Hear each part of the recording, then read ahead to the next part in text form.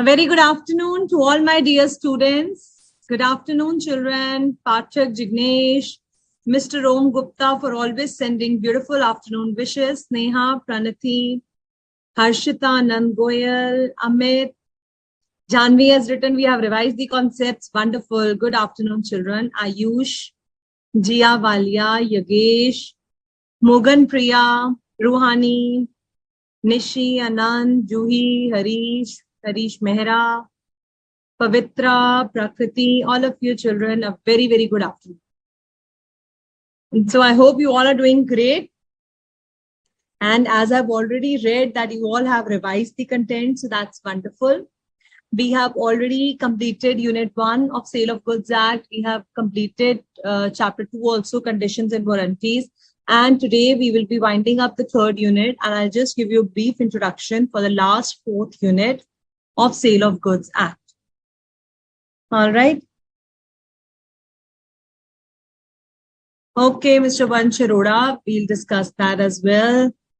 Chanchal, Praveen, Pooja, Harshita, Shriya, Rohit, Ankita, Vidushi, good afternoon, children. Shriti Kumari, Shriya, Amar, Ashmita, Swapanali, Vedahi, Krishna, Shruti, all of you. So any doubts till whatever we have done, if you have any doubts, you can ask me. Meanwhile, we will... Very good. Sneha Gupta have also written, we have revised the previous session and no doubt. So that's great. Wonderful. Saloni, Samya. Good. Okay. So if you still, and also one most important thing I told you students, please go through the descriptive questions given in the study material behind every chapter. Each and every line of the study material is the Bible for you. It's the most important thing. You have to do it. You cannot escape a single statement which is written in the study material because examiner can ask you any question from the content which is present in the study.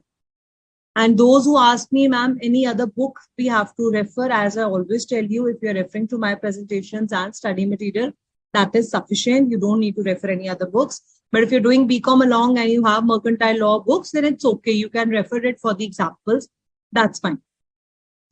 And second thing, yes, sale by possession under voidable contract. Okay, Yagesh has it out. So that's great. We will be starting with transfer of title only.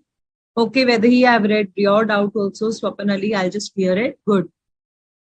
So that is very, very important. Secondly, all the descriptive questions given in the study also after you have done the chapter, sit with a pen and pencil and papers in your hand, try to solve the answers. Children, many a time you ask me, ma'am, MCQs hum kar rahe hain, but exam mein nahi aate. Yes, examiner is going to give you a descriptive question only. You don't have MCQs in paper.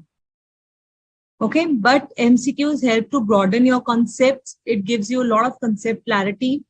If I'm asking you what are the 3 types of delivery, I'm going to ask you today, I'm going to test you many things about delivery because we'll be talking about delivery of goods. We'll be talking about completing the performance of contract. So how the contract is said to be performed once the delivery has happened. So we have already made the contract. The buyer and seller have met each other. They have finalized the details. They have decided everything. Today we are going to finally hand over the goods to the buyer. We will be performing the contract incomplete. So again, the provisions of performance of contract, breach of contract, the one that you have learned under the Indian Contract Act 1872, on the same terms and basis are applied in sale of goods also. So this second part of Om Gupta has also written types of deliveries. Good. Vancharoda, you can send me your question back if I have missed on any of your questions. So I'll just answer it back again. Okay. See, I forgot what I was telling because I was taken away with your query sessions. So I was telling you something about the descriptive questions. And yes, second thing, very important, Nishi Garg is also asking, please confirm me students all the notes of unit 1, 2, 3 as well as 4 also. Unpaid seller I have already uploaded. Today's date, notes till today, it has already been uploaded over there on the internet. So please check the portal once and it's already over there. There should not be any problem in that. If still you face any technical error, I will get it checked at the with the IT person. Okay, thank you so much, Bidisha De. I am happy to know that law has now become your interesting subject. Very proud to hear that. Good. So all of you should fall in love with your books, keep studying them. Don't leave a single example from your study material. All right. And another important thing that I was telling you is that after this performance of contract that we have already taken the provisions from the Indian Contract Act. So today, when we complete the performance of contract, that is about how we are doing the contract, how we are ending it. And in the last chapter, that is unpaid seller. Okay. That is the unpaid seller that we will be doing. That completely deals with the breach of contract. Okay, so agar paise nahi mile, so I become unpaid, my payment has not been made. So now what actions the seller can take, how the buyer can take the actions if its goods are not given. So that entire chapter deals with your breach of contract, how the damages can be claimed. Remember in Indian contract, we have studied about it.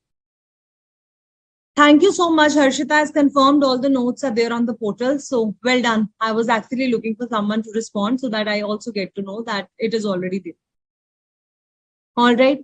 So that is how we will be doing it. Now, before we move ahead, Vedahi Gohil wants to know what is Bailey. So you forgot what is Bailey. I told you once again, I'm telling you, Bailey is a person who is not having the ownership of your goods, but he's holding your goods for certain purpose and he is bound to return it. For example, under Indian Contract Act, we have studied about finder of lost goods. So you find a water bottle lying on the road and you just found it, and now it's your responsibility to find the true owner and return it to him. But till the time the true owner is not there, it is your responsibility to take care of others' goods. Second example, in the example of bailment, I told you, you have borrowed my book for studying. Now you will be returning it after 5 days. So now if you start using it, tearing it and doing other stuff with it, then that is not done.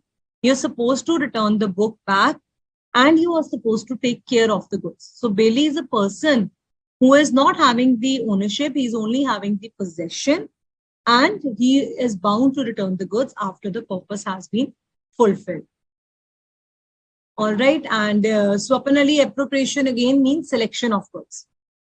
Okay. And Yogesh Gupta, your query will get answered once we start talking over here. Yes, Prakriti, that's absolutely correct. Again, Anshika says notes are not visible. Please check it once again. It is already over there.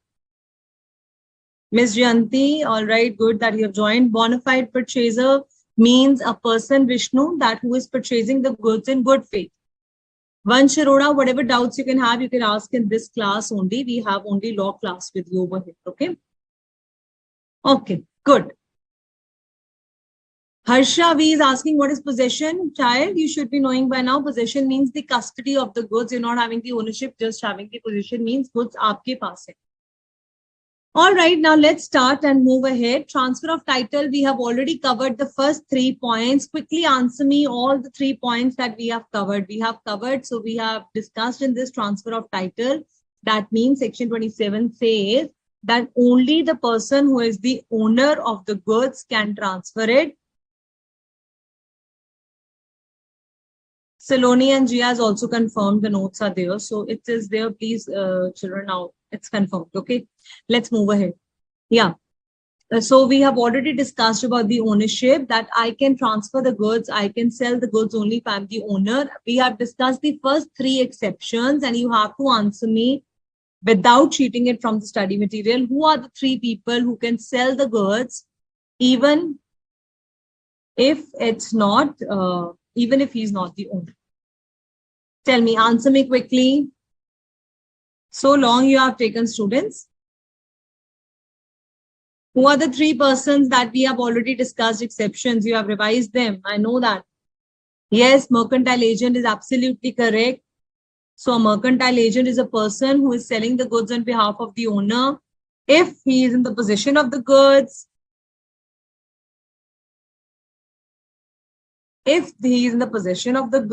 and number 2, he is selling the goods in the ordinary course of business, and number 3, he is selling the goods to a bona fide purchaser, to a person who is buying the goods in good faith. All right. So if all these conditions are met, then that means a mercantile agent can make a valid sale. And second has been answered by Sahana, Pranati, Rohani, Saloni. All of you are correct. Sale by joint owners. Yes, Shruti Tiwari, absolutely correct. So if all the joint owners are owning the property together and one of the joint owner is having the goods in his hand, they are in his possession, then also if these 3 points have been clear, he can sell the goods. And the third was a voidable contract. Remember, mercantile agent, voidable contract, and joint owners. All these 3 points were covered. So what will happen in case of voidable contract? Let me take you back in the study material. So if your consent is not free, when is your consent not said to be free? When you have taken the goods from the other party under a coercion or undue influence. And now if that party, if you sell the goods further to another person, this buyer who is acting in good faith will definitely get the valid title. So example number 6 was discussed with you where X fraudulently मतलब उसने cheating कर obtain करी आपसे diamond ring. So now this contract is voidable at the option of buy. The person, the seller, जिससे ये सामान cheating करके लिया गया है, that person can either put an end to this contract or he can just take an action against you. Now he did not terminate the contract. He was silent. He did not say anything. And this X, he fraudulently sell it further to Mr. Z also. So जब X Z के पास गया, उसने Z को बोला कि देखो, this is a very nice ring. Why don't you purchase it? It's a diamond ring. So Z thought that he's the owner of the ring. That's why he's selling it to me. He never knew what has happened behind this, how he has stolen this ring. So Z innocently purchased it. He paid the payment of 50,000 and maybe around 70,000-80,000 was a small diamond ring. And he paid the payment and he got the good title. Now you have to tell me, can Z be the true owner now?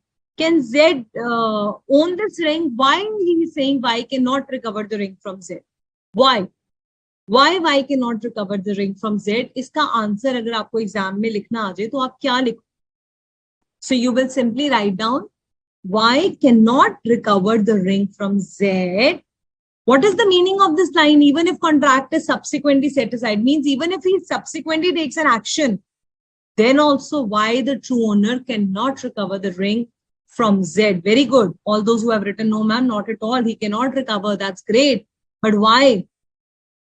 Number one, the buyer has acquired a good title. Buyer Z has acquired a good title. If the goods are sold to him by a seller, who is the seller? Seller Y has obtained possession of goods under voidable contract. And point number 3, the contract has not been rescinded until the time of sale. Because the contract was not terminated, it was still in continuation. So section 29 gives the right to the new person to get the good title to the buyer. Okay. Yes, Naman, Ruchita, Saloni, Vedahi, P. Yamini, all of you are correct. Sneha, Tanvi, Prem, Shriya, सबने ठीक answer दिया. Good. Rohani, you're also correct. So now till here all the points are clear. First 3 points are crystal clear. So now let's move ahead.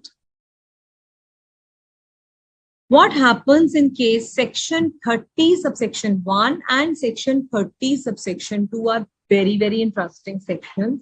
Now I'm not looking into your admin queries. You pay attention and when I ask you, I'll go over there and check your answers. So section 30 subsection 1 and section 30 subsection 2 क्या कहता है आपसे? Section 30 subsection 1 tells you that if seller is having the goods in his possession and he finds a new buyer who is ready to pay a higher price, he can sell the goods. And section 30 subsection 2 children tells you a buyer who is having the possession of the goods but not the ownership, still he can sell the goods to somebody else who is buying it in good faith. तो 30 subsection 1 कहता है कि seller के पास, Harleen ma'am seller है, उन्होंने वैदेही को goods बेचे. So goods were already lying with me. They were already in my possession and Vedhi has not yet picked it up. I am in continuing the possession means goods are still in my godown. They're still with me. I own them. I have them. And Mr. Vansh came to my shop and he said that, ma'am, Vedhi is paying 30,000. He's not aware that I've sold the goods for 30,000. He tells me, ma'am, I'm ready to pay you 40,000 for these goods. I got tempted whether he was paying me 30,000, the first buyer, and the second buyer is paying me 40,000. And I sold the goods to Vansh. Is it a valid sale? Section 30 subsection 1 says it is 100% valid sale. Point number 1, if a person have sold the goods, so have I sold the goods? Yes, ma'am, you have sold the goods to Vedhi. But they were in my possession. Number 2, yes, they were in your possession. Number 3, can I sell it to third person, Mr. Vansh? Yes, I can sell it to third person. And if Mr. Vansh, the third person, takes the delivery in good faith and without the notice of previous sale, he doesn't know that the Harleen ma'am has already sold the goods to Vedhi. He is not aware. So this point you have to write, buyer is taking the delivery in good faith and without the notice means he is not having the knowledge of the previous sale. In such a case, the valid sale will be considered. It is equally valid, okay? Even if the property in the goods had been passed to the first buyer. Even if he was having the ownership, but goods are with me, no? What will you do if I've passed the ownership, but goods are still with me? So I can still sell it to another person. So example number 17, it says, P buys a TV from R and R agrees to deliver the same to P after some days. So R ने बोला मैं कुछ दिनों बाद दे दूंगा. And उतनी देर में R sells the same to S at higher purchase, at higher price, who buys in good faith and without the knowledge of previous. So S will get a good title. How R deals with V, that is a separate story. Now whether he will come and have a fight with me why you have sold my goods, that is again a different story. Here you have to understand, even if the seller, he was not the owner, buyer was, whether he was the owner, I have already sold the goods. They were just lying in my possession, but I got tempted with another higher price.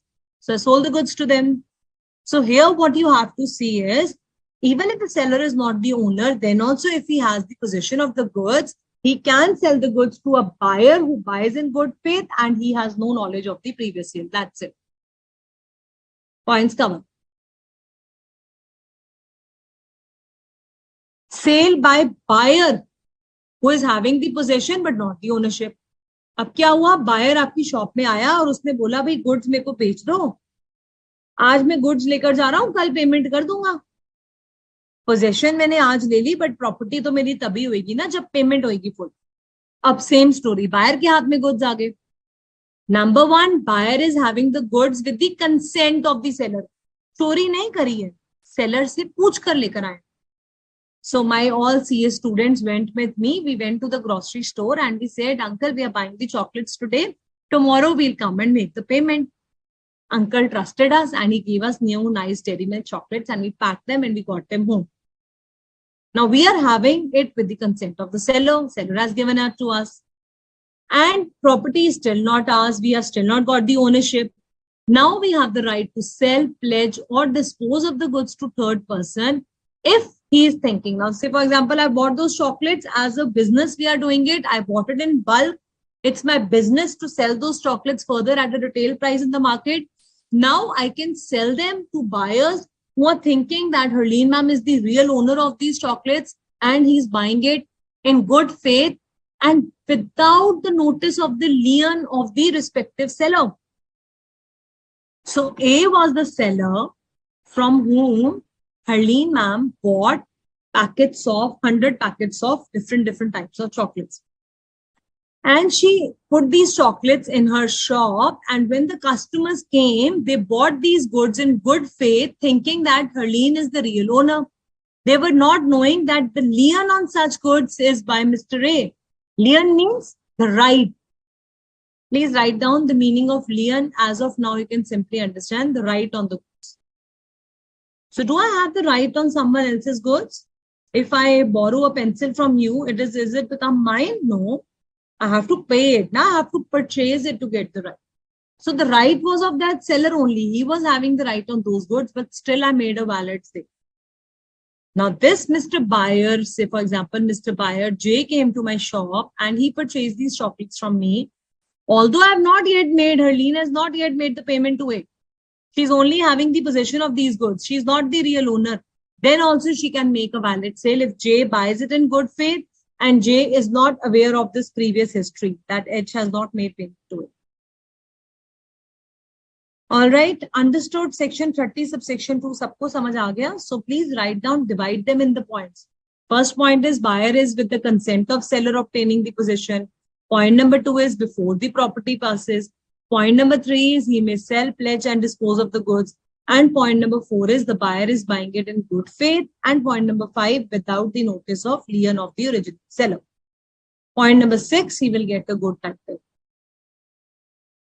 बच्चा मैं आपको रोज बोल रही हूँ, ये points बता रही हूँ, इसको अपने नोटबुक्स में पॉइंट्स बनाकर लिख लेना, लर्न करना इजी हो जाए. It's not that you have to wait for the last day and then you'll start making notes. Write down, mark the points right now in your study material and make the notes after this session. And one very interesting point I've come to know, all those who were asking unit 1, 2, 3 and 4, child, I think the PPTs have gone under the head of assignment. So instead of notes, just click on the assignment. Maybe some technical error. They are appearing in the under the head of assignment. That's why you were not able to see it. Okay, so there are 2 tests, MCQs, test chapter 1, test chapter 2 also. After we are done with this, I'll put another test for chapter 3 also. So all these have been fallen under the category of assignments instead of notes. समझ आ गया सबको? जिनको नहीं दिख रही थी PPTs, assignment पे click करोगे तो बच्चा आपको मिल जाएंगी सारी PPTs. All right. Okay. Now pay attention. Very interesting thing. It says, however, hire purchase agreement will not amount to sale unless and until last installment is made. वो कहते हैं सेक्शन 30 सबसेक्शन 2 ने बायर को right तो दे दिया goods बेचने का. Harleen ma'am अगर बायर है और वो गुड्स लेकर आई है सेलर ए से, so she can sell the goods to Mr. J if he's buying in good faith and without the notice of lien of the goods is by Mr. A. But if I have taken the goods on hire purchase, then I cannot make a further sale. Remember, this is an exception to this rule I told you in the last class when we were doing the examples. So it says A agrees, A took a car from B on this condition that A is paying a monthly installment of 5,000 as hire charges. So what is this agreement? Tell me, student, example number 18. Is it a sale by installment or is it a hire purchase?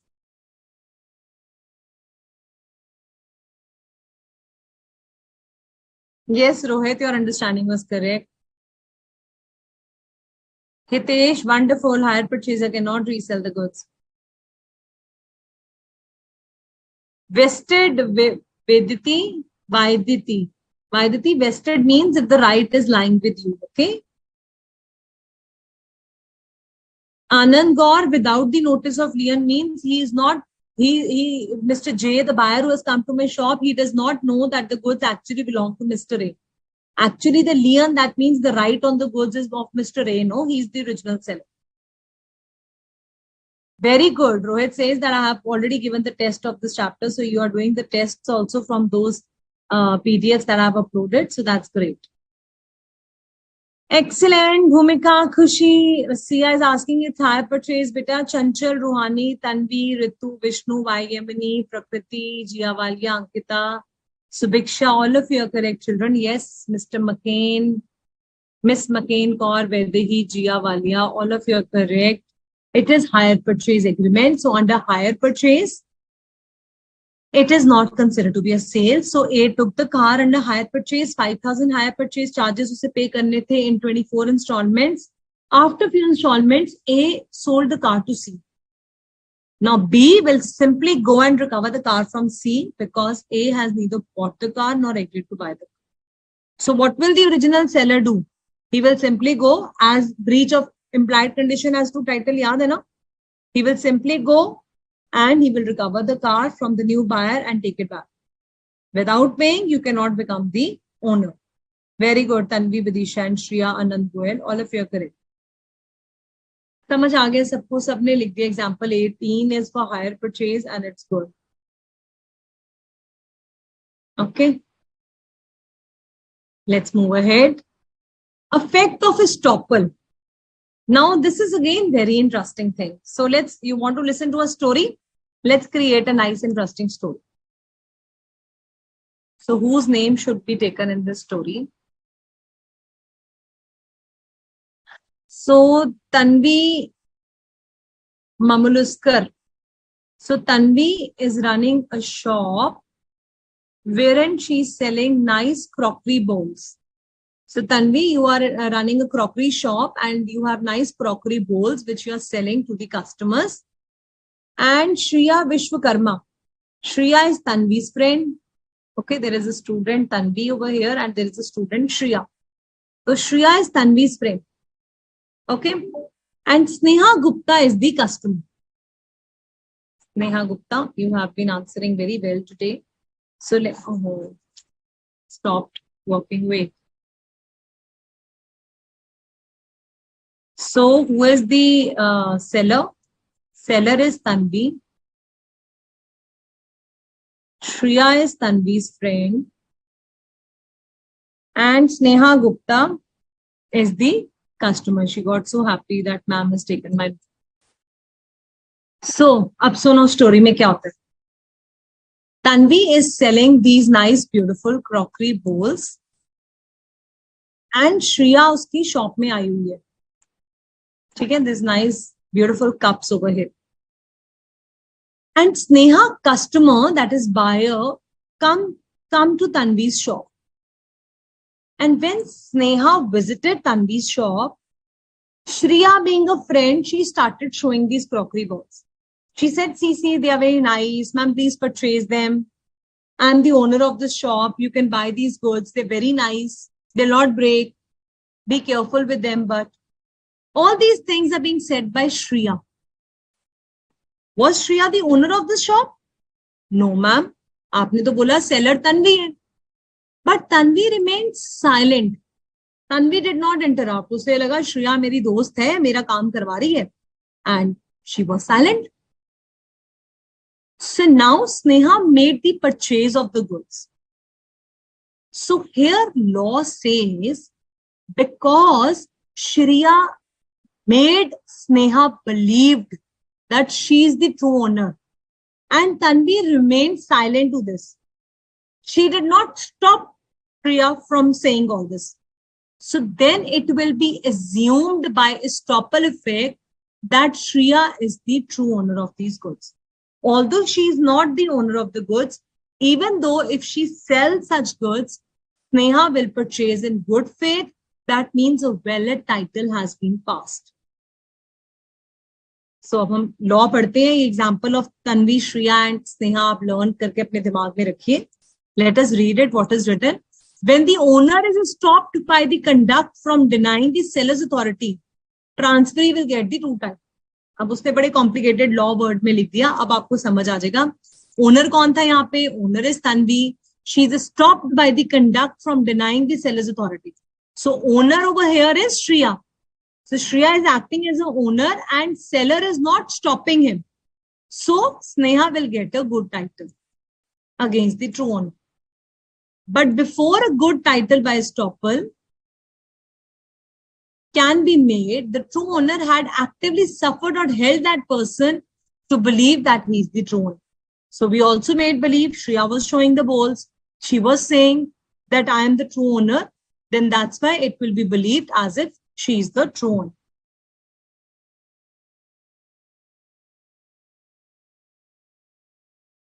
Okay, let's read this example. A is said to be a buyer in the presence of C that A is the owner of the horse. Now you all will mark with me who is the buyer, who is the seller. A is the true owner. TO matlab true owner. B is the buyer. In the presence of C.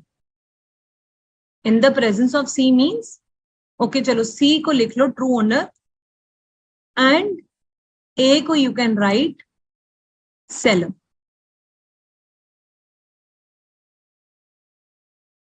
These are all these annotations. Now, once you put a wrong one, they just go here. A is the seller, B is the buyer, C is the true owner. So now this seller tells buyer that A is the owner of the horse. Again, C की shop है, जैसे तन्वी की shop थी, यहाँ पे C की shop है.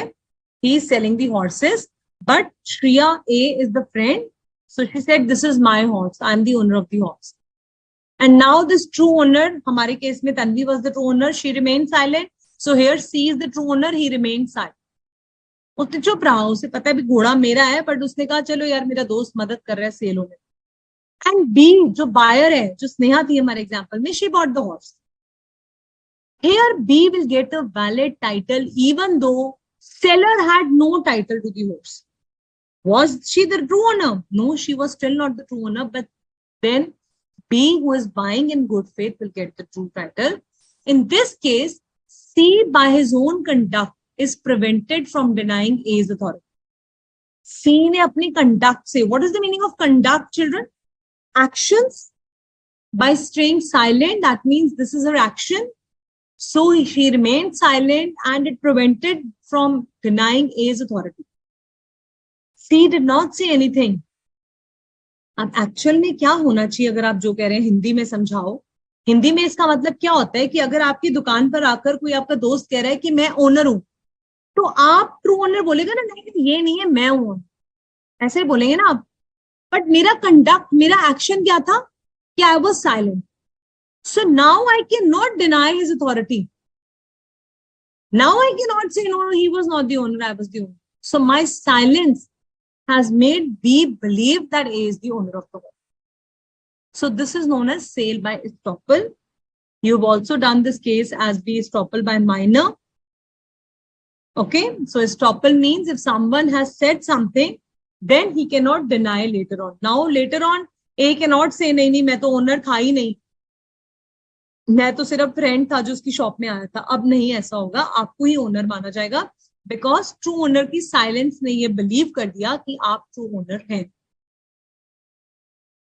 Got it, children? I hope this point is also clear now. Sale by estoppel is also clear. If examiner gives you this question, quote this as an example, and the 2 points that are written over here, 1 and 2 points should be written. Sale by unpaid seller, this will be covered in the unit 4. Whole chapter we have on unpaid seller. अभी के लिए सिर्फ इतना समझ लो. Harleen ma'am sold goods to Jia Walia. Okay. So I sold goods for rupees 50,000 to Jia Walia, and Jia Walia did not make me the payment. So Harleen ma'am will become unpaid seller. Now, although Jia was having the ownership of the goods, still, because she has not made the payment, I have right to take back my goods and I can sell them to someone else.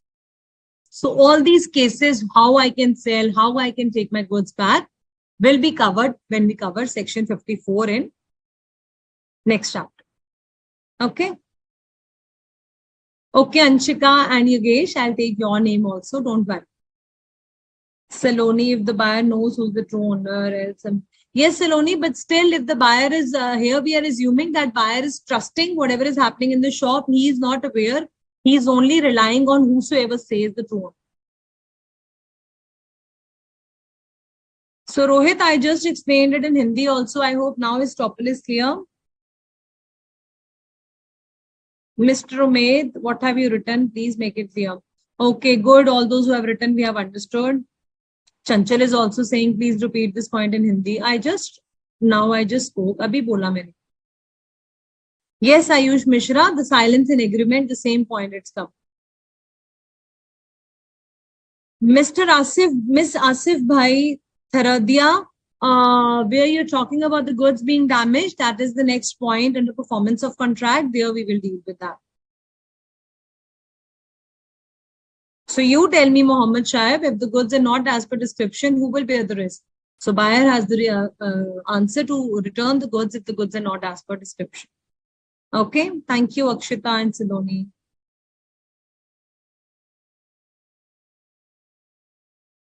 Subhishka has written that the second buyer buys the car from the buyer in good faith He is not liable. The original owner can recover.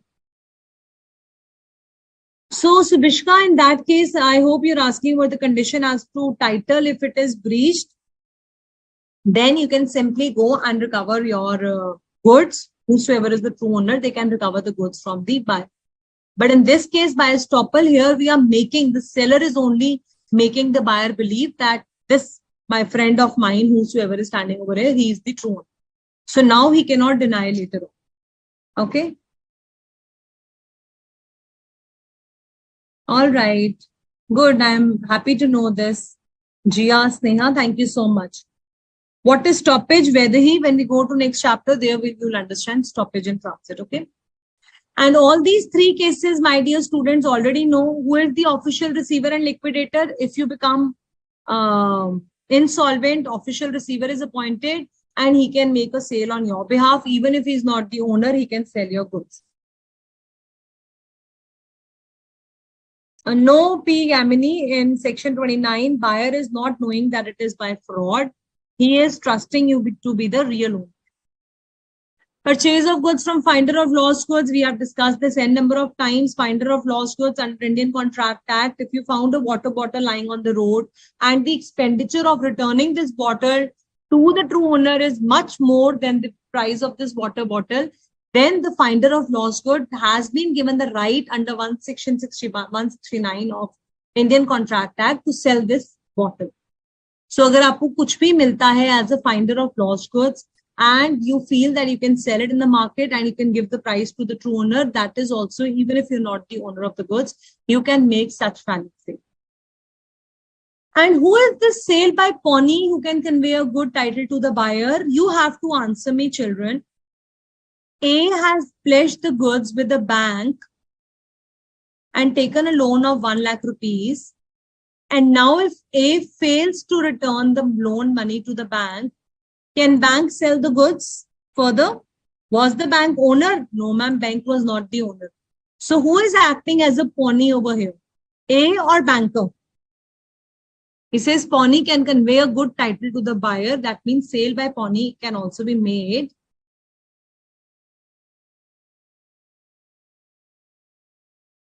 Okay, so here the pawnee will be a banker. So pawner is the person who is giving the goods on pledge. So pledger and pledgee. So here pledgee is the banker. He can sell the goods further. Very good. Rohani, Janvi, all those. And Mr. Ubaid Valmiki is saying like the same things which happen in Tarak Mehta Ka Ulta Chashma. So that's great if you are enjoying your studies, connecting it with such funny serials. So that's fun. That's good. So that is how you have to study. So इसी तरह से law के साथ attachment लानी है, enjoy कर कर इसे पढ़ेंगे तो हमें बहुत इजी लगेगा. Okay, so think about such examples in your minds when you're studying and revising. Think about such examples and form a connection with the subject. Okay. Yes, Amit Neopain, you can say he is as of the representative owner. That's correct. Banker is the pawnee in this case. Absolutely correct. All those who have given the correct answers. Wonderful. So now transfer of title is absolutely clear and everyone has understood it nicely. So that's nice.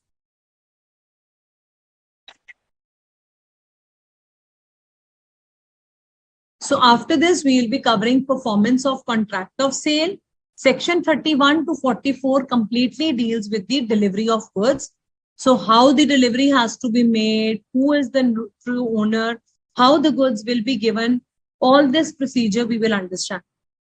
So this is another 20-25 minutes session that we have to take, and then we'll try to take up the descriptive questions from the case study. So I give you 5 minutes, just go through transfer of title, just go through all the sections from section 27 till 30, 30 subsection 1, 30 subsection 2, 33, all these sections, just give it a fair reading and I'll take a short break over it.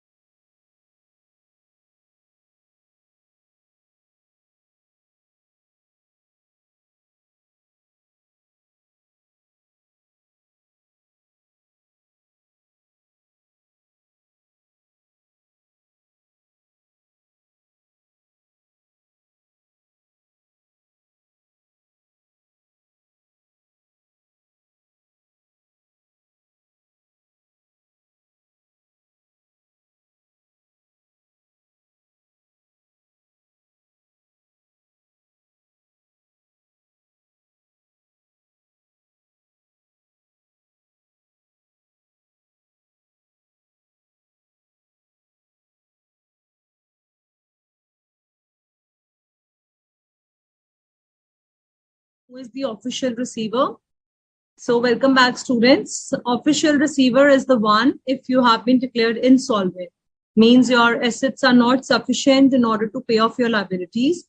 Then court will declare you insolvent and all your assets will be lying with the person who is appointed by the court.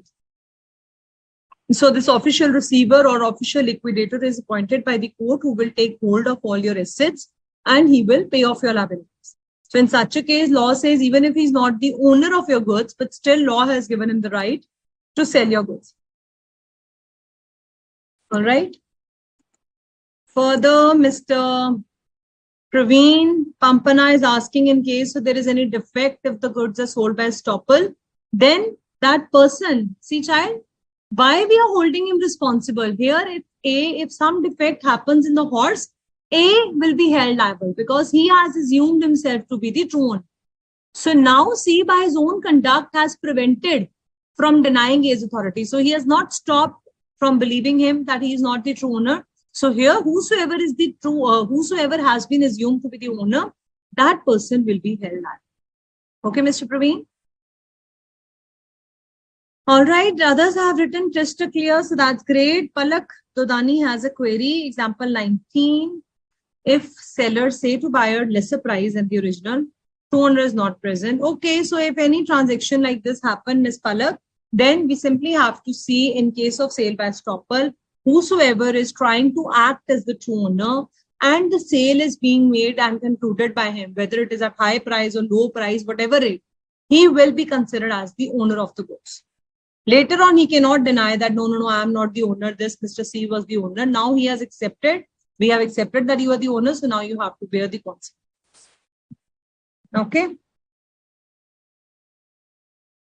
Amar Prajapati, what query you want to ask in section 30 subsection 1? Please tell me. This section simply tells you that the seller who is having your goods, say for example, you purchased the goods from me, I'm the seller and you kept your goods in my shop and you said, ma'am, on the way back, I will take it back from you. Meanwhile, I found a new buyer who is giving me a higher price. I sold the goods to him. So here, seller still has the right to sell the goods if they're lying in my possession. Ms. Palak, I hope your query is clear. I just now explained it to you. I hope you have heard it. Performance of the contract of sale. Now let's move to another one, section 31 to section 44. Okay. What does the section say? It simply means delivering of the goods and acceptance of the delivery and payment of price by buyer. So children, what is the role of the seller, Mr. A? He says his role is to deliver the goods. Goods ko dena. What is the role of B, the buyer? His role is to give the acceptance and make the payment. So on performance of a contract, A needs to deliver the goods. A, the seller, needs to deliver the goods. And B, the buyer, needs to accept the goods and pay for it. This is the meaning of performance of contract. All right.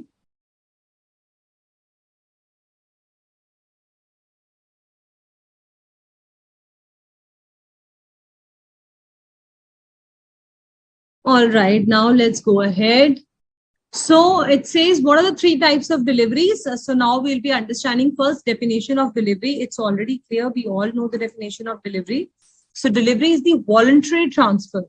What is the meaning of voluntary, student? I told you when you are 100% sure about that you're giving the goods, you are having a free consent. That means you're not under a forceful decision. You are happily transferring the goods from one person to another. So what was the example of actual delivery? When the seller comes and gives the car to you in your house, that is the actual physical delivery. What was symbolic delivery? Giving the keys of the warehouse and keys of the car. That was symbolic delivery. Or by giving the document of title to the goods. What was constructive delivery? This is your test. Quickly answer me, what do you understand by constructive delivery? I have reminded you about actual, symbolic and delivery. What do you mean by constructive delivery? Ms. Neha Gupta, in case of goods sold by estoppel, whosoever has acted as the owner, he will be considered liable. Okay. Yes, Zomato Pranati, that is actual delivery of goods. Nice, Shruti and Saloni, by own will, willingness, that is correct. Srinati, you're also correct.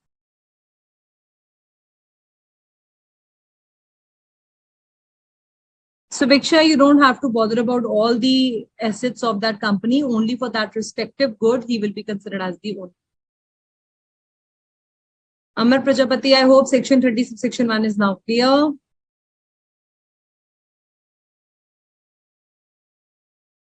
Yes, Shruti, acknowledgement was part of constructive delivery. That's good.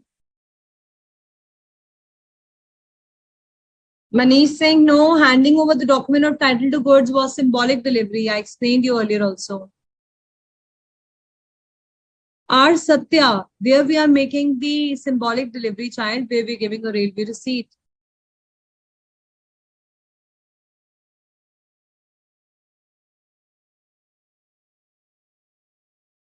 Yes, Rohani, nice. She remembers, ma'am, that Godown example person that you have given. Goods are still in possession of the seller. Anjali, why are you saying this? Prasad, acknowledgement is constructive delivery. That's good. Delivery through acknowledgement. All those who are writing acknowledgement, delivery by atonement, by P. Yamini, Namanpreet, Janani, all of you are correct. Very nice. Miss Janani, we has written where the warehouse guy gives acknowledgement that he holds the good on your behalf. Excellent example. So I'm super proud you have started remembering the examples also, children. Very good. Sneha Bhumika, Sneha Rawat, Komalpreet, Amar Prajapati, Shalini Prayukta, Amit, all of you are correct. Career constructive delivery in possession. Yes, Anand Goyal, Pratima, Tanvi, good. Vedahi, Jhanvi. Yes, Palak, you can download it. There is no issue in that. Miss Sia, Ritu, Chanchal. All of you are correct, children. All of you have answered it correctly. It happens by acknowledgement given. Very good. So I don't need to explain you. You have already revised it. Constructive delivery is when the warehouse guy acknowledges. So by acknowledgement, by atonement, somebody is saying that now I'm holding the goods on your behalf. Seller has constructed the entire delivery of goods in such a way where that third party acknowledges to the buyer that your goods are with me. Please come and take. So now then it's buyer's responsibility to go and take the goods from the seller or from that person. So what are the duties of buyer and seller? Section 31 simply tells you duty of the seller is to deliver the goods. Duty of the buyer is to accept and pay for it. Abhi jo maine notes mein likha. Payment and delivery are concurrent conditions. What does this mean? You tell me, children, if I sell you the goods and you don't make me the payment, is it wise? Or you made me the payment, but I'm not selling you the goods. Is it wise?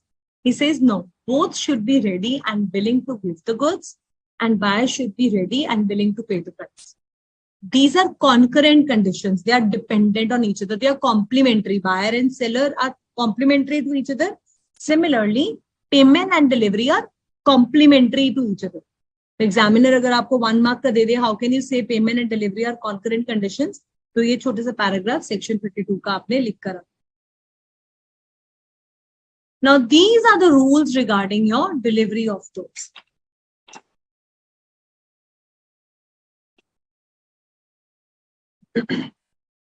There can be two types of questions from this second half of the chapter. Number one can be what is delivery and modes of delivery. तो आप delivery को define करेंगे, 3 modes लिखेंगे, that's it.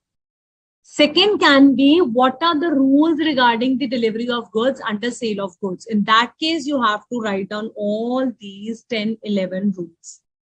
These are the rules. What are the parts of the delivery of goods? How the delivery of goods is actually made. Either you can say rules for the delivery of goods, or you can say features of the delivery of goods, or characteristics of the delivery of goods. All these are the rules of the same thing.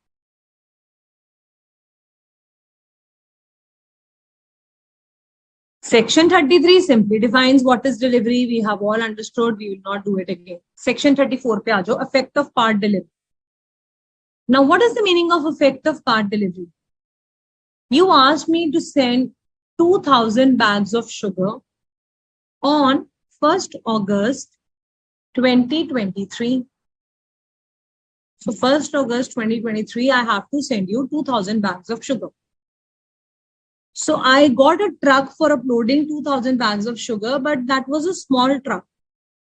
It could only load 1000 bags of sugar. So I called up the buyer. I told him that one truck is coming, which is taking 1000 bags of sugar, and your balance 1000 bags of sugar I have uploaded on the second truck. Now the buyer B says, okay, fine. I'm absolutely okay with that. So on 1st August at 10 a.m., the first truck reached the buyer, Mr. B, and he accepted these goods. So the goods have now reached to the buyer's house and he has accepted these goods.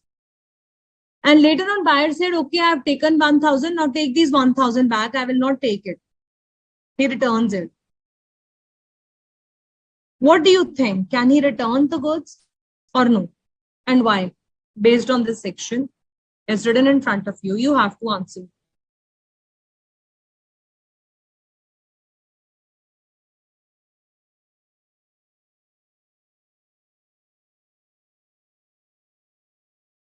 That's good. All of you are sending correct answers, children. Okay. Can he send the goods back? Yes or no? Why only few are answering? Why not others? Is it that tough? No buyer cannot refuse. He has to accept these goods. Law says where part delivery of goods have happened and you have accepted it. Yes, all those who have written no, that's the correct answer. Somebody's writing yes also. That is not correct answer. So no was the correct answer. Now let's understand why it is no.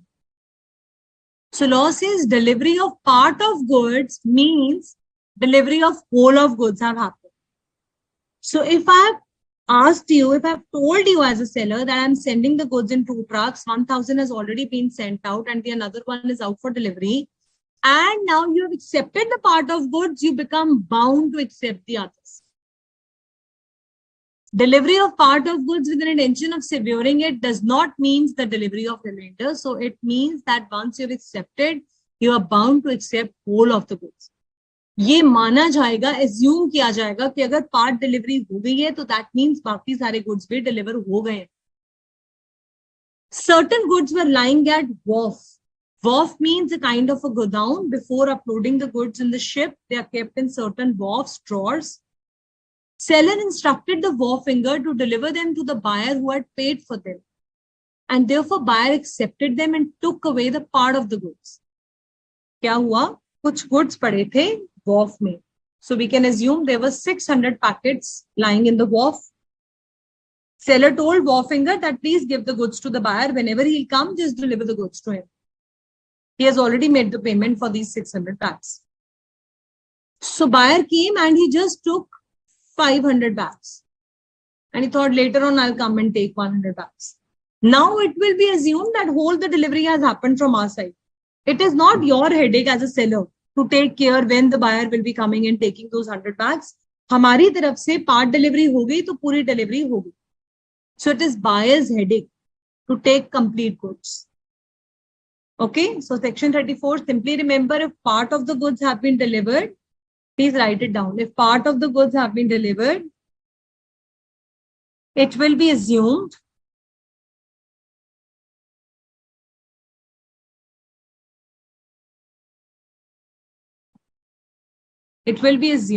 as if whole of the goods have been delivered.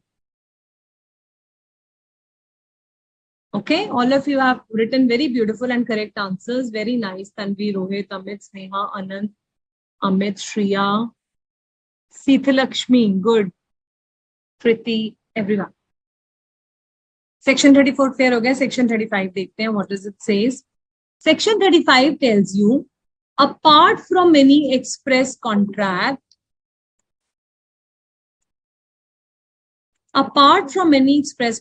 seller is not bound to deliver until the buyer applies for delivery of the goods. Now, what is section 35 telling you? Okay, now the time to take student's name who wants to participate in this example. Okay, Miss Srinithi. So Miss Srinathi came to my shop and I was supposed to make a furniture table for Srinathi. And she said, okay, I will come and take the delivery of goods on 21st July. So I got the table made ready and it is put outside in my shop. And now buyer Srinathi can come anytime and take the goods. So do you think I will call up Srinathi or I will go to her home? I have informed that the goods are ready. It's Srinathi, buyer's responsibility to apply for delivery. She should be calling me. She should be asking, when can I come and take the goods? So section 35 says buyer has to apply for the delivery of.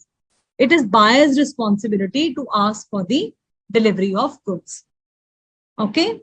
Amit and Sia wants their name to be included. So in the next example. Samajh aa gaya? So section 35 simply tells you, apart from express contract means if we have made a separate agreement, then it is a different story. But if we have not said anything, we have not expressly mentioned who will apply, it is buyer's responsibility to apply for those goods. Place for delivery. It is buyer to take the possession of the goods or the seller to send them, depends upon the contract. Point number 1, it says if the goods are sold to be delivered at the place where they are at the time of sale.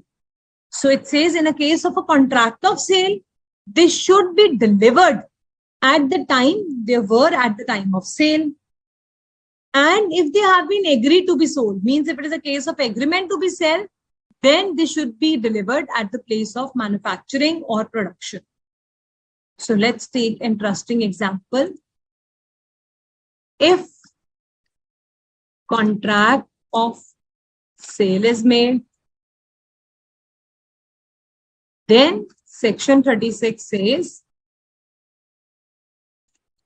goods to be delivered at the place of sale. At whatever place they were at which time the sale was made, the delivery should also be made at the same place. If contract of sale is made, now, example, Amit, New Pain and Miss Sia. Okay. So Amit and Sia made a contract of sale in their office. So they were having their office in Delhi, Lajpat Nagar, and they made a contract of sale over there that I'll be sending you 100 bags of sugar. Now, law says the delivery of the goods should be made wherever this contract of sale was made. So if it was made at the office, then goods should be delivered at the same place.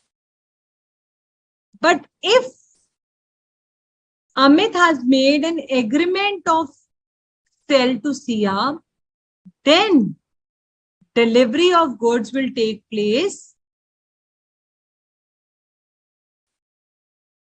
at the place of manufacturing. So if an agreement to sell is made, then the delivery will take place where they were at the time of agreement to sell. And if they were not existing at that time, then wherever at the place at which they are manufactured or produced. So here in this case, in factory. So if the goods were existing at that time, then to at that place where they were. But if the goods were not existing and Amit told that I'll be getting these sugar refined and they will be packed in 100 bags. So now wherever the manufacturing is happening, wherever the production is taking place, there the delivery will set to take place. Clear ho gaya? Section 36 is clear to all of you children. Now let's move ahead to time for delivery. So what should be the time for delivery? This is very, very interesting. So you have asked the courier guy to send you 5 new different books for accounts for studying. And he is bound to deliver you the goods. You're the buyer and seller. You have called up at a stationery shop, at the book shop for purchasing the books for CA. And you told him 5 different books. I want 1 for accounts, 1 for economics, 1 for maths, 1 for business communication, and 1 for business law. So now what is the time?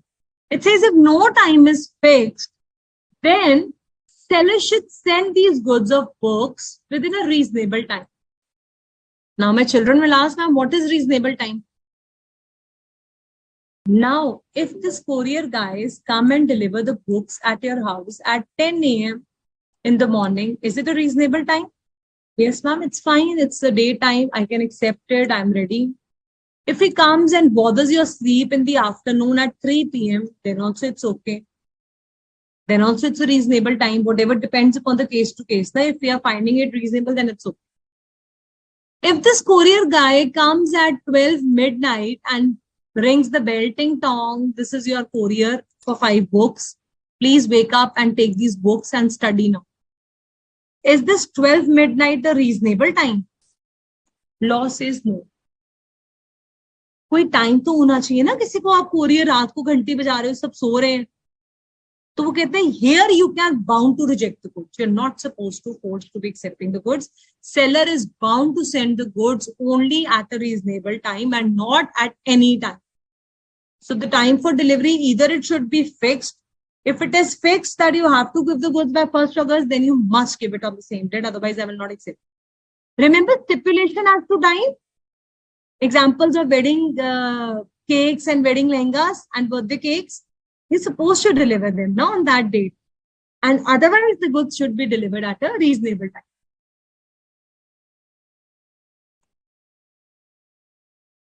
Let's move ahead. Goods in possession of a third party. Now, ये कुछ आपका constructive delivery से related है, but here he is specifically telling that a third party is holding your goods. At the time of the sale, they are in possession of third person. No delivery will take place unless and until such third person acknowledges to the buyer that he holds the goods on your behalf. So this is exactly the case of constructive delivery. Now he is saying, when does the delivery takes place in case of constructive delivery? He says, where this third person warehouse guy acknowledges to the buyer, hello, ma'am, your goods are with me. He acknowledges means he's informing. Once he has acknowledged, once he has informed the buyer, it will be assumed as if delivery of goods have happened. अब उस third person की liability नहीं है वो goods. अब buyer की duty है, responsibility to come and take those goods. Got it, students? So goods in possession of a third party, if they are lying with the third party, they're not directly with the seller, then the third party is bound to come and take the goods. Then the third party, once he has acknowledged to the buyer, it is buyer's responsibility and duty to come and take the goods from this third party. His duty is only to acknowledge, means to inform the buyer that their goods are here ready with. All right. Time for tender of delivery. Tender of delivery means to perform the delivery. Again, it should be done at reasonable time, means there should be a reasonable hour. So if I am a student who likes to study at midnight and I've told my friend that why don't you come and bring a pizza for me at 11:30 p.m. at night. Now this is a reasonable hour for me because I'm awake at that time, I'm enjoying my studies. But if you have told the Domino's guy to deliver a pizza and he's delivering it at 1 a.m. at midnight, is it good? Is it the time for delivering the goods? If you had only ordered at that time and the shop is open, then that's a different story. But if you have ordered at 6 p.m. in the evening and he is bringing at 1 or 2 at midnight, then it is not a reasonable hour. All right, so each and every nitty-gritty of the sentence formation and everything has to be seen when the sale of goods are done. Next is expenses for delivery of goods. So I am the seller, I am making that furniture table ready for you. I got the timber, I made the wood attached to this, I bought the gum for pasting, everything, whatever expenditure I have done till the date of putting the goods in deliverable state. Who will bear those expenditures, buyer or seller? Hindi में जो सारा खर्चा मैंने करा goods को बनाने में, तैयार करने में, वो खर्चा सारा कौन उठाएगा, बायर या सेलर, गुड्स को रेडी करने? Who will bear those expenditures? Absolutely correct, seller. So please write down a beautiful, interesting line over here. All the expenses till the goods are put to deliverable state are to be borne by the seller means they are to be beared by the seller.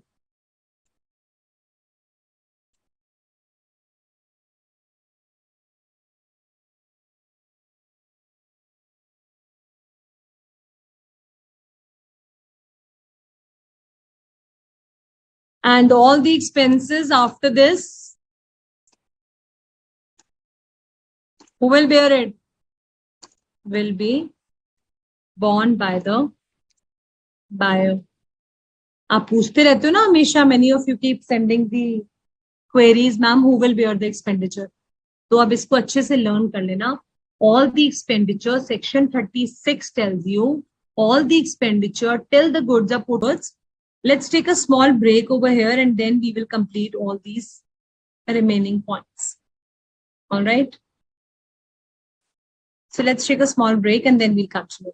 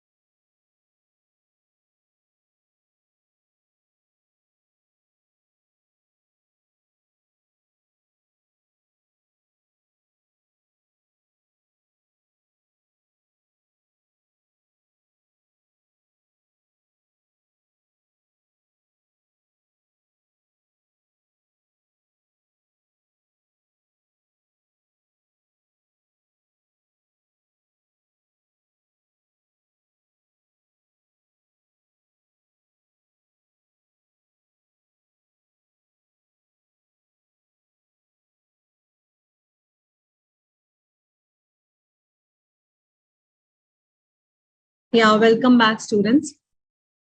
So, yes, Ishika Roy, we will be definitely covering descriptive questions also. Question number 5 from Unit 3 will be covering, and from Unit 2 also we'll take.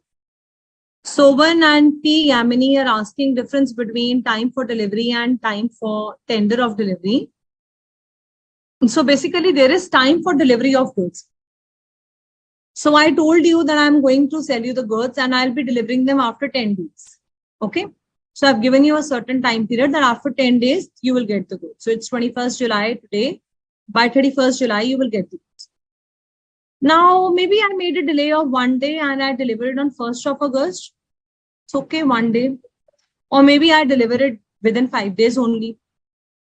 But if I made a delay of 5-6 months, is it acceptable? Law says time for delivery. There should be a reasonable time. Either you fix up the time, 10 days means 10 days, you can take 1 day ahead or 5 days ahead. If no time has been fixed, then if it's a good which is a perishable commodity, then at least, for example, I'm selling you the apples. So if today I've packed, maybe by tomorrow or 2 days, I should give it. Otherwise, they'll get spoiled, they will get rotten.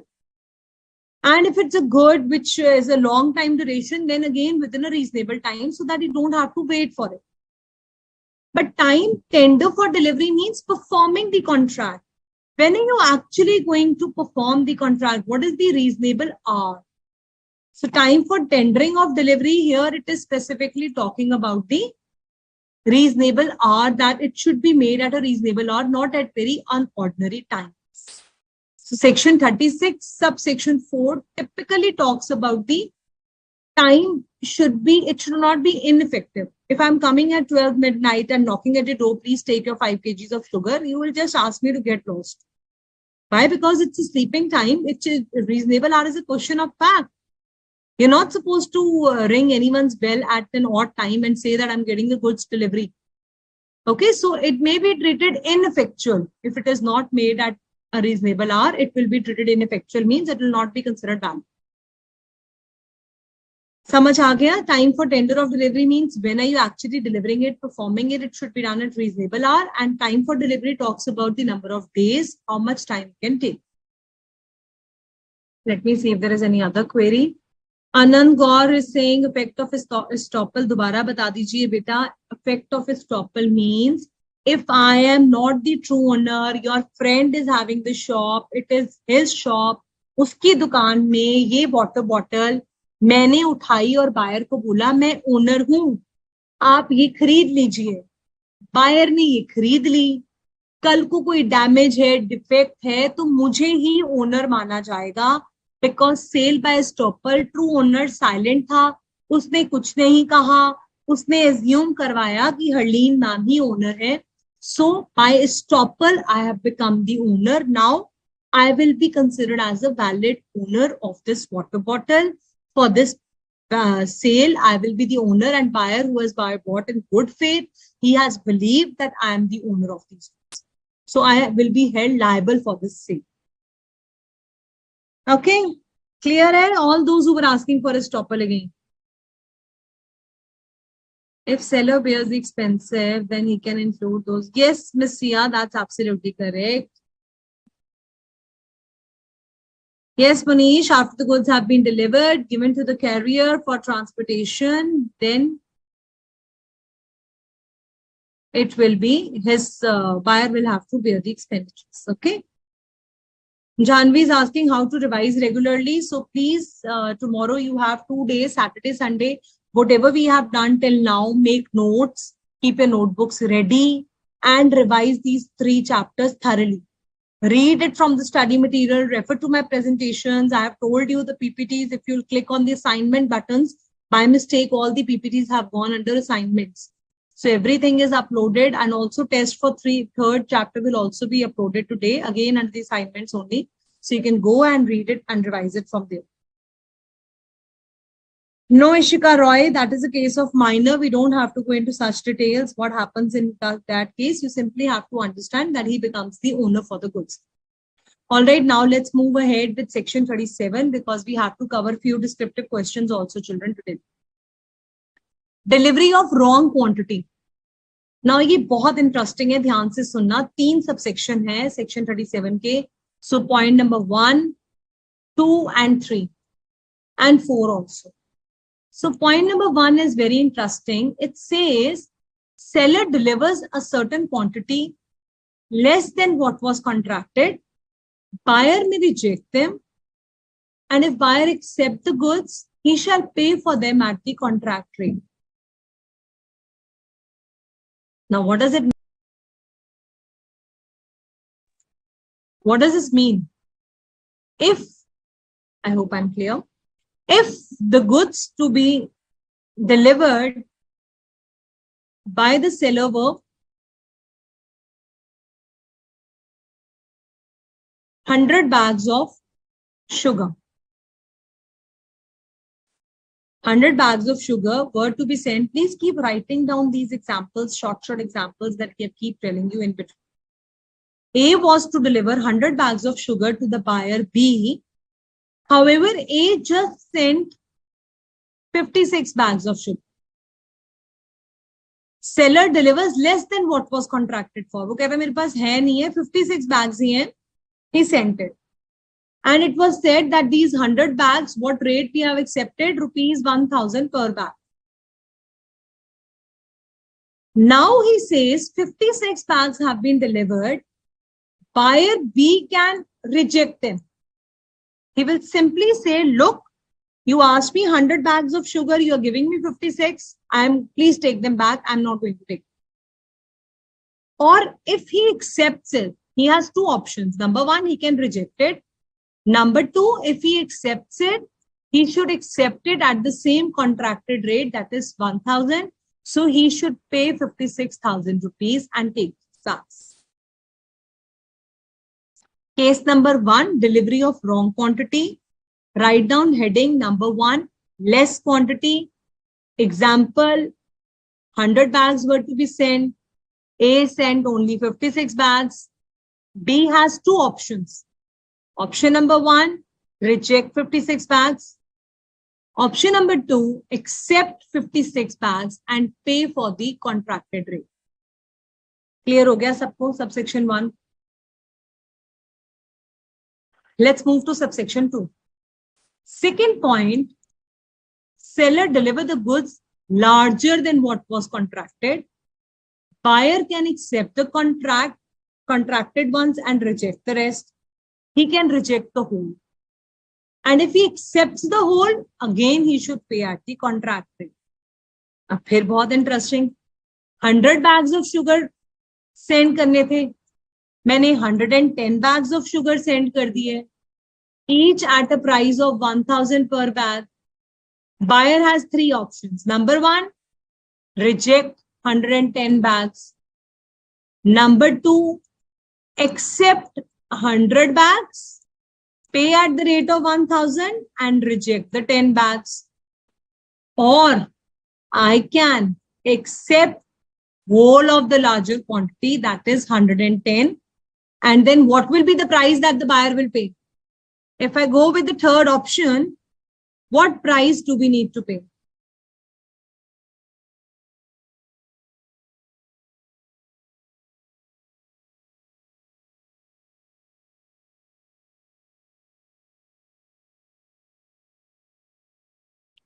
What price will you need to pay? Reply me. Let me see if you're listening, understanding or not. Even if sitting awake or just sleeping. Our Satya, if we for that extra goods, then that is a different story. Here we are just talking specifically about sending of the wrong quantity. Definitely he can ask him, he will question him, he can also consider it as a breach of contract. Yes. Excellent. 1,10,000. Third 1,000 price. Okay. Anand Goel, you try to be at the safer side. Yogesh P. Yamini at the contract rate. So one also. Ma'am, great. याद नहीं आ रहा कौन सा 100 लिखा है 1,000. तो चलो ऐसे ही लिख देते हैं. 11,000 Pratima is writing. Bacha, I gave you this rate of 1,000. This means you're not listening carefully, huh? If handwriting is not very clear, at least I'm speaking it along. So the contract rate was 1,000 per bag. Now you're accepting 110. So my dear students, you need to pay 1,10,000 was the correct answer. Many of you have written correct, and all those smart CAs, Jia Walia, Tanvi, Ritu, all of you are correct. Many of you have written according to the contract. Rate, Swastika, Soban, Munish. Yes, it's correct. And the third case, 1,004. Good. Trying to be so smart, ma'am, at the rate which it was contracted. Good. चलो समझ आ गया ना, समझ आना जरूरी है जैसे भी रिप्रेजेंट करा आपने. चलो, let's go to the third point. Now the seller, अब उसने लेस क्वांटिटी करी, हमें समझ आ गई. लार्जर करी, हमें समझ आ गई. अब उसने मिक्स कर दी. My favorite example, basmati rice got mixed with the goods which were non-basmati. What will you do? If seller delivered the goods to the buyer, he contracted to sell mixed with the goods of different description. Buyer may accept the goods which are according to the contract and reject the balance, or he may reject the whole. Now, it really depends that if the contract is severable, then only the rejection can happen. अब अगर चावल mix हो गए हैं और उनको separate नहीं करा जा सकता, then he can reject the whole of the goods sold. So he has to see if the contract is severable, then he can accept the one which were as per the contract and reject the others. Or he will simply send all the goods back.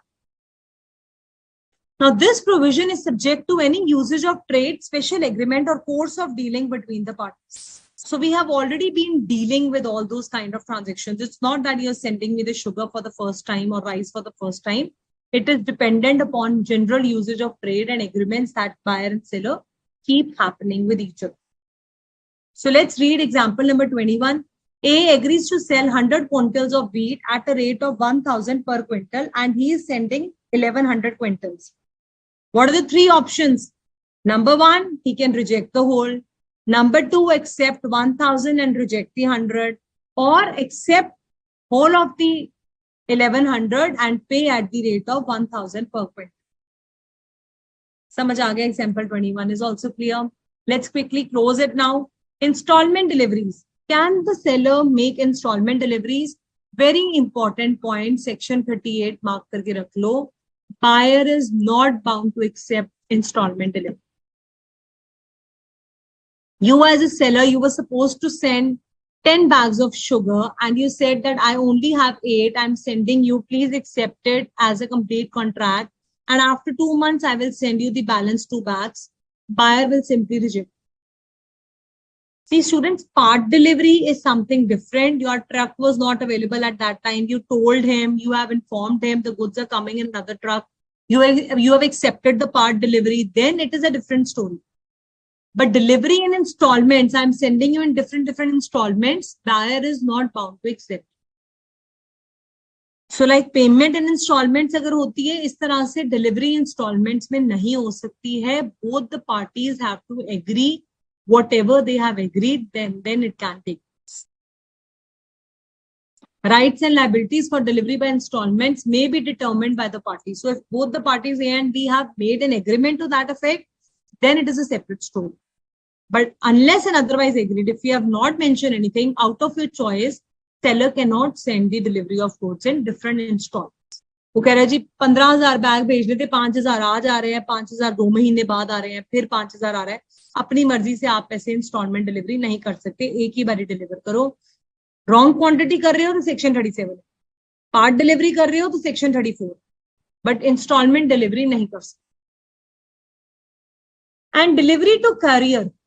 The delivery of the goods to carrier for transmission to the buyer is prima facie deemed to be delivery to the buyer. Section 39 subsection 1 क्या बोल रहा है कि once you have given the goods to the transporter for giving it to the buyer, it will be assumed that the goods have been delivered to the buyer. Now, if the goods get damaged on the way, suppose they were to be uploaded and they have been uploaded in the truck, and this truck driver is supposed to take the goods and we have loaded the goods in this truck, and this truck met with an accident and the goods got destroyed. Who will bear the loss? Seller or buyer? जल्दी बता दो मुझे. Good, Rohit, Asha, Sovan, Saloni, Srinathi, all of you. That's great.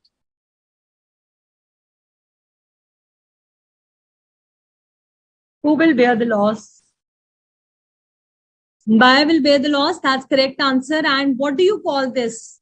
Is it a conditional appropriation of goods or it is an unconditional appropriation of goods?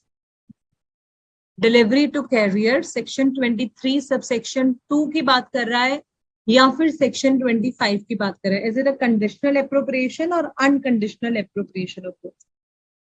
Let me check your knowledge.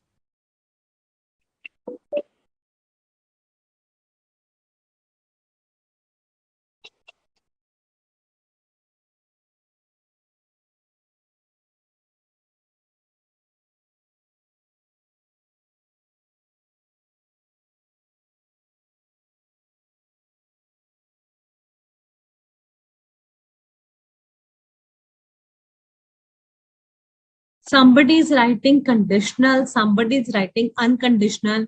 So whether you have not revised, Varun is writing buyer. Acha, ye previous question. Anand Gaur correct. Komalpreet correct. Anshika correct. Yes, Rohit is again playing a safe game. If it is seller's truck, then seller. What is this? You have to simply answer me conditional or unconditional appropriation. Very good, Namanpreet Badwa. Correct answer. So Anjali, Ritu, Pranati, Chanchal, Manish, Vidushi, Shriyar, Satya, Priya Darshni, Yogesh, Ritu, Janvi, all of you are correct. Vidisha, Ishita, Ishika, Kushi, Kupa Sogadar, Anshika, Krishna, all of you are correct, children. Very good, correct answers. Mr. Rosair, Nazir, आपका भी ठीक है. Pranati, Anand Goyal, Akruti, Satyam, you are wrong. All those who have written unconditional appropriation, a big round of applause for all of you. That's absolutely correct. Okay, section 40. Let's move ahead. Deterioration during transit. Deterioration का मतलब होता है damage हो जाना, spoil हो जाना, खराब हो जाना. ट्रांजिट का मतलब जब वो रास्ते में. When the goods have been delivered at a distant place, मुझे दूर लेकर जाना है goods को, then liability for damage incidental to the transit will fall on the buyer, though the seller agrees to deliver at his own risk. It says, section 40 says, where the goods have to be taken to a far off place, then if they get damaged on the way, the liability has to be borne by the buyer. Although I am delivering at my risk, I have told you that everything will be fine, but buyer has to bear this minimal loss or damage.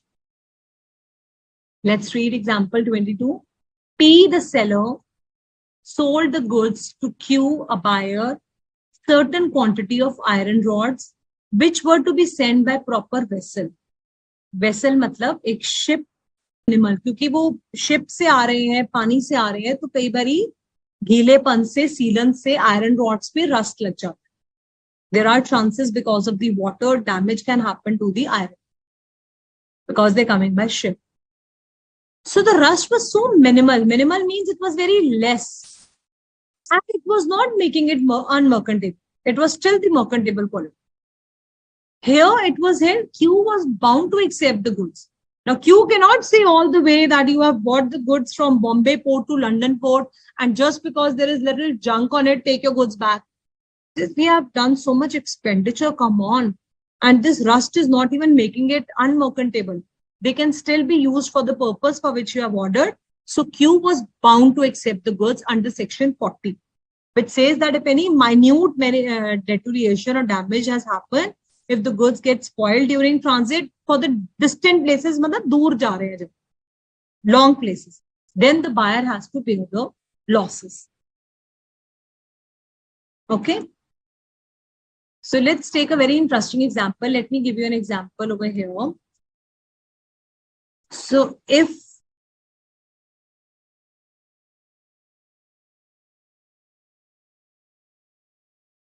thank you so much, Pranati. Such a beautiful comment you have written. Thank you. I am so feel so happy when you enjoy studying from me. Very nice. So let's take Pranati's name only because she's the last one to write this, and Ishika. So Pranati is selling the goods and she has loaded the goods in a ship and Ishika is to receive it in London. Now, okay, let's take a simple example. Pranati is sending certain bags of wheat, and they were again loaded in a ship, and they were to be exported outside, and Ishika is to receive it. Now, the bags of wheat were in absolute fine condition, but in some of the bags of wheat, ants have entered and they got spoiled. So we can assume there were 1,000 bags and around 70 bags got spoiled. Is Ishika bound to accept the goods? Yes or no? And why?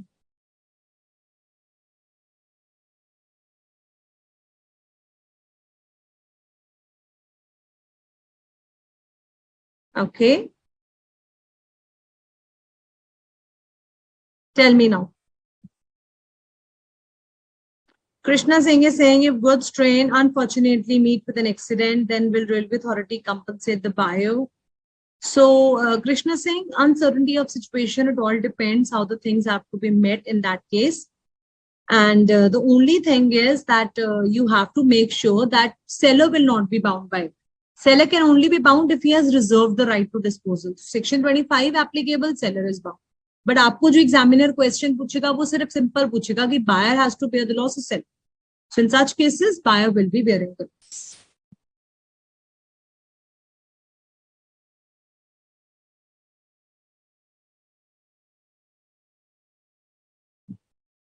Very good. Prayukta says, ma'am, it became unmerchantable, but 1,000 bags and only 70 bags became unmerchantable. So you're bound to reject it. Maybe you can claim damages for that. You can ask for that. That's absolutely fine. But deterioration has happened during transit. Section 40, all those who have written will become applicable. Swastika, Amit, Janvi, Komal, Om Gupta, Naman, Ankita, excellent. Vishnu, Tanvi, Prakriti, very good. Thank you, Sneha Gupta. Even I enjoy teaching all of you, and you keep answering in such a way, it gives me satisfaction that you have learned the stuff. Yes, Pratima, because 70 out of 1,000 is the minimum quantity, and minimal damage if it has happened. Then you can still, you have to answer it in such a way. You have to give reasons for why you're saying yes or why you're saying. Okay. Correct. All of you have answered it correctly. Nice. Let's move ahead. Buyer's right to examine the goods. When the goods are delivered to the buyer who has not previously examined them, then reasonable opportunity should be given. Now, if I am selling you the goods and I am stopping you that no, you cannot examine the goods, then you can simply discount. Don't make that sale. So seller is bound to afford a buyer reasonable opportunity. Remember, in goods sold by description, by sample, everywhere we have learned that you can look into the goods, you can examine before buying them. So buyer must be given an opportunity to examine the goods. He has full right. So section 41 tells you if he is not happy, he can straight away reject the goods. So reasonable opportunity means he should be given a chance to examine the goods. And now what are the rules related to acceptance of delivery? I'll just show you my PPT. All the notes have also been made in the PPT. So this was just for the complete understanding that we have read it from here today. So for revision, you can simply refer to the brief up notes which are given over here. This we have all done. Delivery. So these are the different forms. This definition of delivery you can learn. Who to apply. Buyer has to apply for the delivery. I told you. Place and time as fixed. Third party ka case kya tha? When third party acknowledges, he gives a call that your goods are with me. Delivery has said to happen. Expenses also we have covered this point. This is regarding your lesser and more quantity. Installment delivery simply need not bound to accept. Delivery to carrier, buyer is responsible, and any deterioration is happening, it's the risk of the buyer. So these are short notes which you can learn after learning it from the study material, revise it from the presentation. Rules regarding acceptance. Now this beautiful picture I have given over here, she has taken and she's so happy and signing, wow, mera courier aa gaya. Now you have intimated to the seller by accepting the goods. When you sign it, courier boy comes and he says, please sign it. So you have ordered nice, beautiful sandals and she's super excited. I'll open them and I'll wear them for my weekend, and she signs the courier slip. So law says acceptance of goods ho gaya. Once you have taken the goods, you have signed it, accepted it, acceptance has deemed to take place. You're not supposed to call the buyer, you the seller, and tell him that I've taken the courier sent by. Or you do any such thing. For example, buyer took the delivery of wheat without proper inspection and sold it. Now he cannot reject if the goods are not of the description. So if you do any such act which is inconsistent with the ownership, remember that guitar example? You have still not purchased it, but you went playing it somewhere else. So if you do certain act, you purchased the goods and you sold it to someone else. Now you cannot reject it. So she liked these sandals, she has sent the acceptance, and when she opened it, the size was not 5, it was 3. And then she gave it to someone else. And now she's saying that I want to reject it because that someone else is not still fitting into the sentence. So that cannot happen. Once you have accepted, once you have sold the goods further, so buyer took the delivery, so 100 bags of wheat was sent and he did not inspect it and sold those 100 bags to another buyer, that is C. C said these are not, these are not the proper wheat which we have ordered for. So now buyer is rejecting, this cannot happen. Once you have accepted, it means acceptance is complete. Or reasonable time has been given to you. If the buyer is not bound to return the goods only to intimate, he has to suffer the loss arising out of his own negligence. So buyer has said that I'll take this mobile phone and after 5 days, I'll return it to you. If he does not return after 5 days, without intimating means he's not informing. Here the buyer is considered to be accept the goods. And suppose the phone fell from his hand and it got broken. So you have to bear that negligence and loss. Buyer will 100% held liable. You cannot say that I was supposed to return it. Agar aapne tod diya, kharab ho gaya, that means you have accepted it. Because you have not intimated anything about it, rejection. 5 days have also passed, so now you have to pay the price. All right. So what do you mean by delivery? Modes of delivery, you have to write all those voluntary transfer definition and modes of delivery like this. You have to explain examples, not the drawings you have to make. Let's do a very interesting question paper. November 2018. I told you today we'll be doing a question paper also. Mr. G sold some goods to Mr. H for a certain price by issue of an invoice. So who is the seller? G is the seller. H is the buyer. And he sold the goods, but payment was not received on that day. Goods were packed and lying in the godown of Mr. G.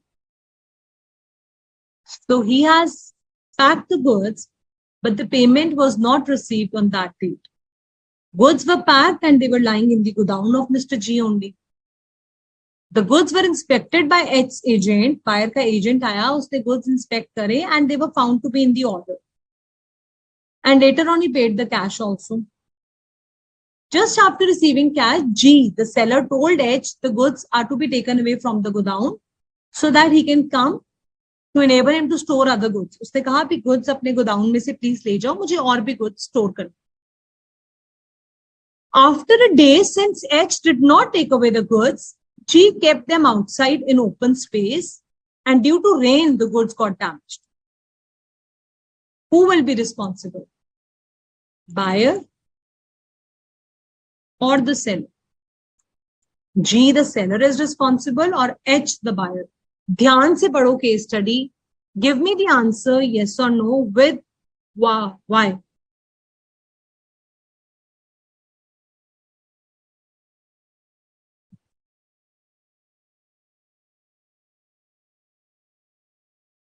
Ganashri, the notes have already been uploaded. They have gone under the head of assignments. So when you go to the portal, you click on assignments, all the PPTs will be visible. Thank you, Tisha, Shukeen. I'm so happy you're enjoying the session. Very good. Everyone has given the correct answers. Very nice.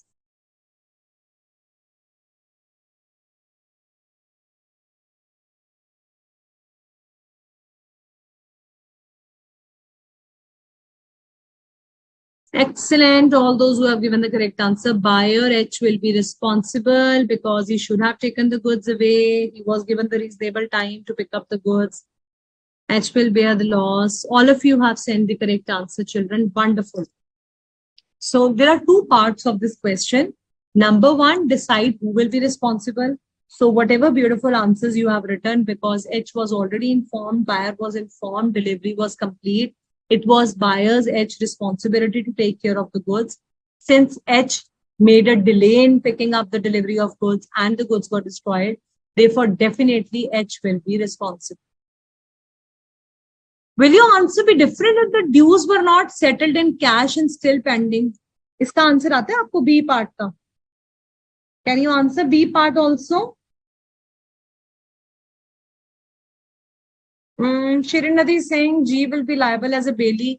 See, G would have taken care of the goods as a bailee, but he will not be held liable. It is not his headache. These are your goods. आपने payment भी कर दिया, पैसा भी दे दिया, मैंने phone भी कर दिया. Please come and take your goods. You have inspected the goods also, and then it is your fault. You are making the delay in delivery, not.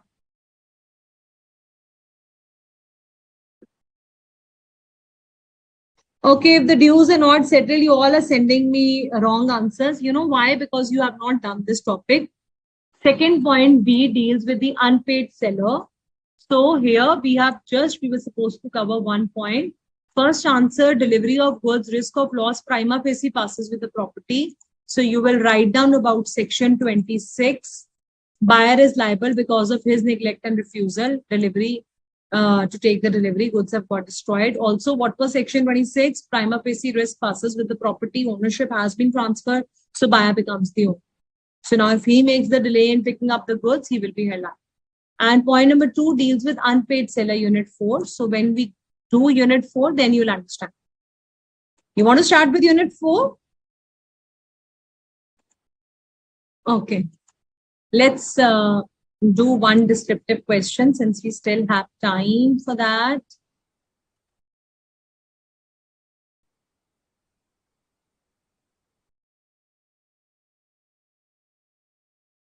So we have completed 3 units. All of you must revise these 3 units over the weekend. Please read question number 5.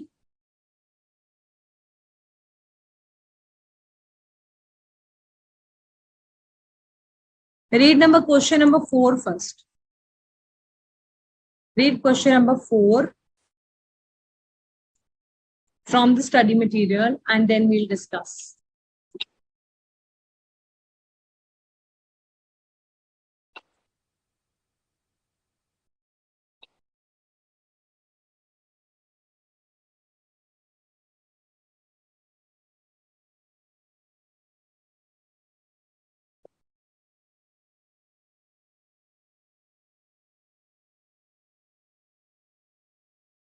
Even if you don't write the sections, that's fine. Sections are not compulsory.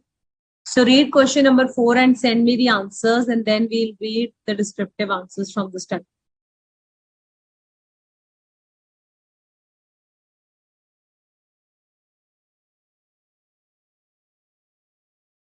Parkriti Goel, we will do that B point and the unpaid seller. Since we have not done that unpaid seller, so you cannot answer it. Yes, I have read all of you. Next class, we'll do unpaid seller. I can understand.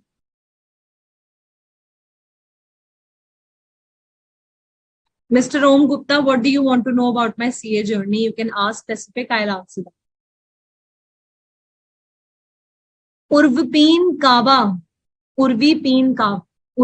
Ben Kawa, I have already told you that the notes are under the head of assignment. Click on the assignments and you'll find all the notes. Okay, Chanchal is saying, can you just zoom it a bit? I hope now it's clear.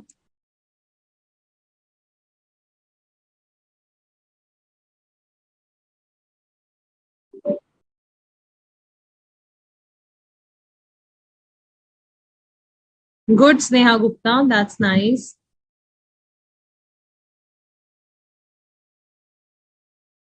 Purvishi, Lavina, Bhumika, GR, Satya, Om, Ankita, Sahana, all of you have given correct answers. Good, good, good. Somebody is saying acceptance, somebody is saying about the pledge, somebody is talking about the possession. So let's do this question. Priti owned a motor car and handed over to Mr. Joshi. So Mr. Joshi is the buyer on sale and return basis. So what were the 3 cases on sale and return? Either you accept the goods within the time, or you reject the goods, intimate the buyer. If you have kept it after a week, you are pledging it, you're doing certain action which makes the car yours, then you will be considered as if you have purchased it. Okay. So here he pledged the goods further.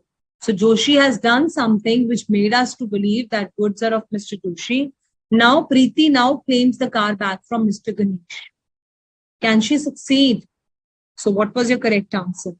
She cannot claim the money back. Why? Let us read the answer straight away, how you have to write it. All those who have written acceptance under section 24, that's absolutely correct. But how you have to write it? So section 24 tells you that sale on return basis, these are 3 points I just explained. Again, you will write the facts of the case, and this will be a line of your conclusion. Referring to the above provision means conclusion. Mr. Joshi has taken the delivery of motor car and pledged it. So he has attracted the third condition, which means something has been done which is equivalent to accepting the goods. Therefore, this will come as conclusion.